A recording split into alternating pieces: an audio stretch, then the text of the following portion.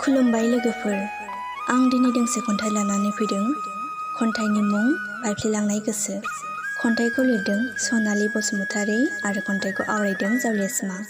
फैदो बिदिब्ला बिथांनि खन्थाइखौ खोनासंलांदिनि।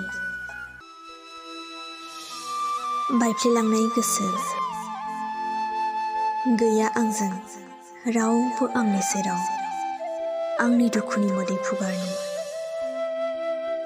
हारसिंनो गाबगोनां,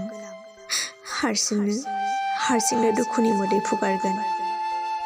हारसिंनो मिनिगोनां, हारसिंनो गावनि सायाजों दुखु सुखु फोरमायना लागोन। आय' बे आंनि थेर बेथेर बायफ्लेलांनाय गोसो। हनै मालाय उदां अख्राङाव दाउआबो उदाङै बिरलांगासिनो। माब्लाथो आंहाबो आंनि दुखुखौ उदाङै बावगारनो हागोन? आंनि बे जिउआव आंहा सोरजों मिनिनो? लोगोआव सोरजों रंजानो? जानो हागौ बेनो आंनि जिउनि मोननो गोनां बान्था।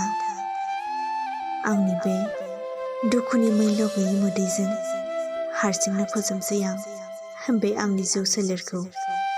आय' बे आंनि थेर बेथेर बायफ्लेलांनाय गोसो। एसेनोसै, गोजोन्थों।